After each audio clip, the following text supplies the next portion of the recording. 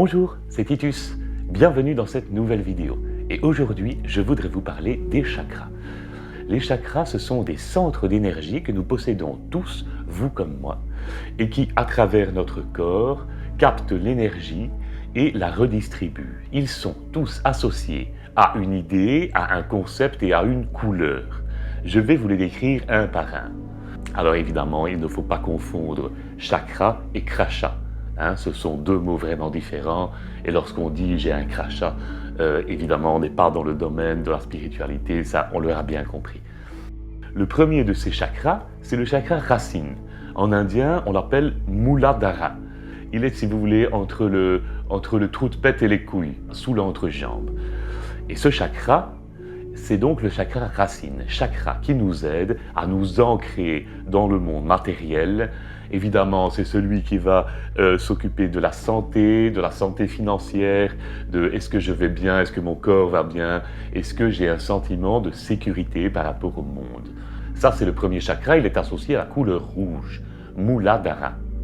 Le second de ces chakras, c'est le chakra du désir, Svadhisthana. Alors, ça c'était pour le mot hindou. Donc le chakra du désir, qui est associé, lui, à la couleur orange, on l'appelle le chakra sacré, et il se trouve 4 doigts sous le nombril. Le nombril, tout le monde en a un, vous en avez un, moi aussi, c'est le petit trou qu'on a au milieu du ventre. Donc vous comptez 4 doigts, et là, vous avez le chakra du désir. Le chakra du désir qui est aussi la créativité, si vous voulez, et ma sexualité. Est-ce que je me sens bien dans cet aspect de moi-même? C'est quelque chose à voir s'il y a parfois des équilibres sur ce chakra-là. Le troisième chakra, c'est le chakra de la personnalité. Alors il est ici au centre du plexus solaire. Vous voyez, si vous faites un triangle avec les tétés, c'est juste la pointe en bas, ici. Et ça, c'est le chakra de la personnalité, c'est Manipura. C'est associé à la couleur jaune, et là, ça va régler nos envies, notre courage, notre capacité à s'imposer par rapport au monde et notre personnalité. Le chakra numéro 4, c'est le plus beau, c'est celui que je préfère, car c'est celui du cœur. Et le cœur, évidemment, bon, même s'il est à gauche normalement, ici pour le trouver, vous faites une ligne, vous tracez une ligne, bien sûr imaginaire, par la règle, juste entre vos deux tétons. À équidistance, vous avez ici un petit point là. Et là, c'est le chakra du cœur. Le chakra du cœur, c'est l'amour que je porte aux autres, évidemment que je me porte à moi-même, évidemment que je porte à mon chien, évidemment que je porte à mes amis, à mes parents, etc., etc.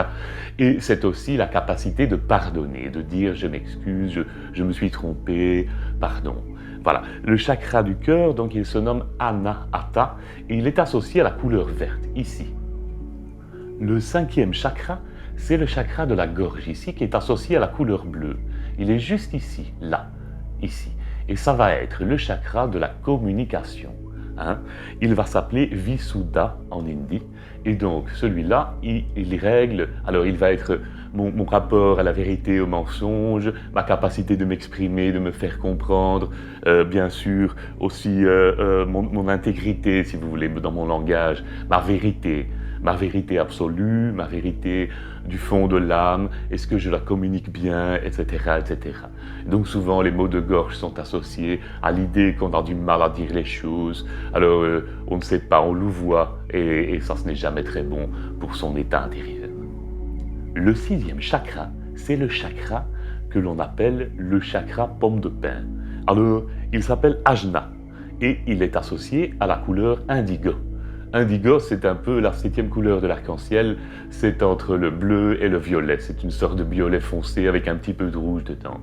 Et alors, ce chakra, il est exactement ici, entre les deux sourcils, moi par chance j'en ai des gros, et ici il est associé à la glande pinéale en forme de pomme de pin, c'est pour ça que je parlais du chakra pomme de pin tantôt.